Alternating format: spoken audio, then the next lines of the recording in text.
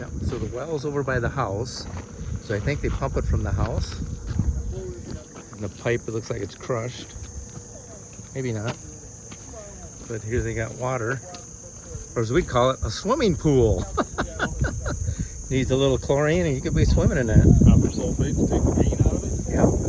So they've got... Oh, the well's got to be there. Probably. Yep, or that's the pump. Tube. Maybe that's the pump. I bet that's the pump. Probably the pump. Yeah. Then you can see the hoses that go out to each one of the trees, and then they just poke a hole in the plastic tubing. And they water the trees. The trees have really come along, and well, I was here a year ago. Yeah. They look really nice. They've got the grass and weeds under control underneath the plants. Yep.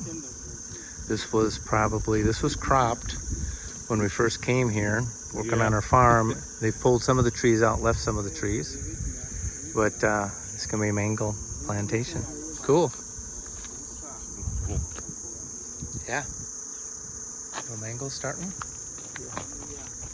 Yeah. That one's pretty big. Yeah. Wow. Good. So it's not a big reservoir pond. And we are right at the edge of our farm, so there's the farm there. Here's the road as we're coming in. If you look down in the distance,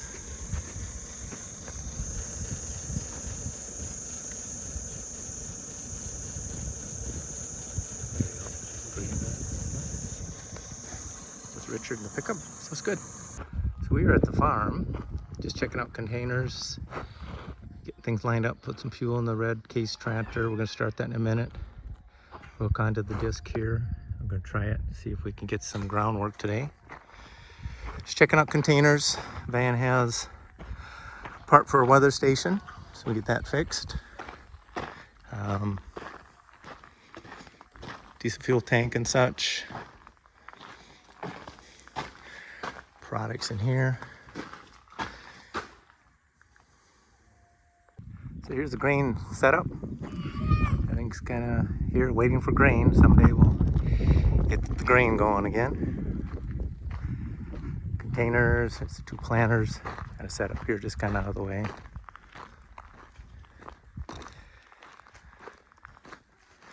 Extra parts and things. There's the grain bin we built when we were here last time. Checking out containers, but Brad will be impressed. His concrete is held up very well. These square corners yet and such. None of it's really moved. Kind of a shot for Brad Bishop. All the hard work he did on putting all this concrete in. Looks good. Very strong.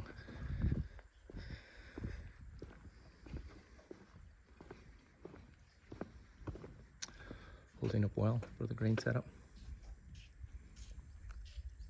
Why is the door open? So what are you doing up there, Van?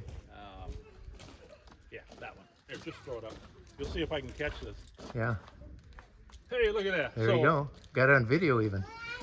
Do it again. You'll never see that again. So we have a weather station that we bought from Spectrum Technologies from near Chicago, and the temperature sensor, humidity sensor failed last August, and so we have a new one to put in. I put it in and just need to rotate it, and we'll wait about 15 minutes. About every 10-15 minutes it uploads data off of Wi-Fi all the way to Chicago, then it comes all the way back here, which is like what, 6,000 miles, something like that, each direction, or 8,000. Pretty crazy. So we'll see if it works. All right. So we have the weather station up there, gives us the temperature, but in these containers, of course, they're made out of steel, not much in the way of ventilation. So I brought over a thermometer to see what it is in there. Kind of hard to see, but it's about 100 it shows. And it's something like 11 o'clock in the morning. So I'll see what it is this afternoon as this container heats up. So we're starting to do a little tillage this morning with the Kraus disc. It's actually working up pretty well. Got the ag meter monitor in here. And Andy is doing the auto steer.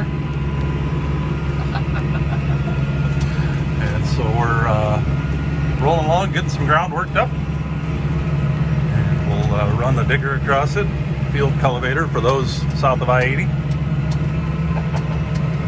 It was the thermometer. I got the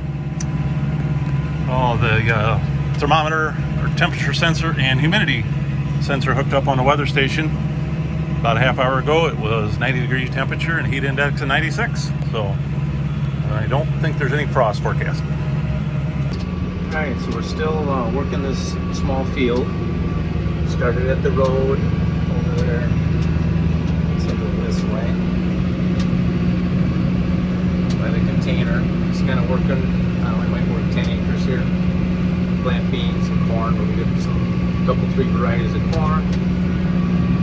Just have a small plot area here. Birds are just flying all over looking for little mice and things are stirring up. Or worms. I'm not sure what they're after, but they're definitely around and looking for something. It's going well. We're just kind of going real slow, taking our time, trying to do a level job in the field, debating if we're going to disc it twice. We're going to just disc it and dig it. So it's going well. So we need to mix zinc sulfate with some NPK. We'll probably call it a starter. It's a 15-15-15. And since we don't have a blending tower next to our grain drying facility, we're going to cut them open, spread it out on the ground, spread the zinc sulfate. We've kind of figured out how much fertilizer spreader will spread per acre because we've used it before. And we'll just mix it on the ground with a shovel and then use a bucket, put it in our fertilizer spreader. So we do what we have available. This should work out just fine. So just a continuation of our blending. Kind of just making sure we've got enough fertilizer. Won't hurt to put anything on extra because we had some soil samples taken 4 years ago about now when Andy and I came over my very first time over here. And soil samples were low phosphorus, potassium, terrible low in zinc. pH wasn't bad. And some more samples we sent a year ago back to the US with, of course, you have to have the USDA APHIS paperwork so that it can be shipped into the country from outside. And so I'm going to put a little more zinc in here and mix it up. Should be pretty soon ready to load it in the fertilizer spreader. Pretty straightforward. Just stir it around a little bit.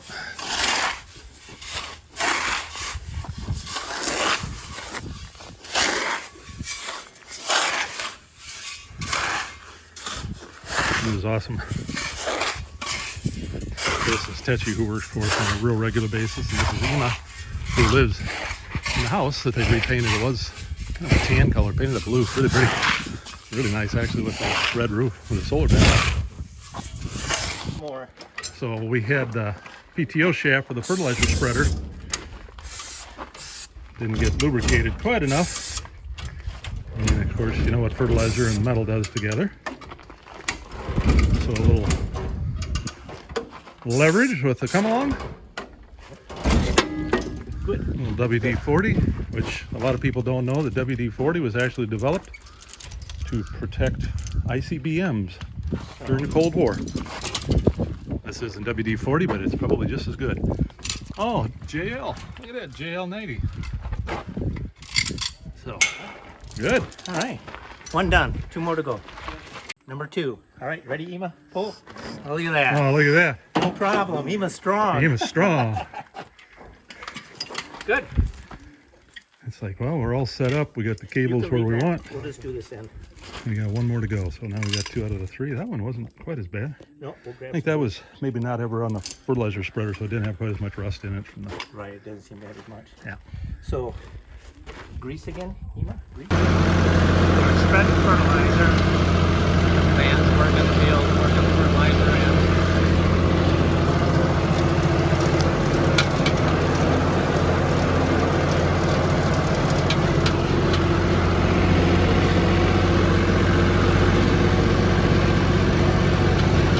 Alright, so we got Tetchy running the disc. He's got just a few rounds to go. Doing a good job. And then ground's working up well.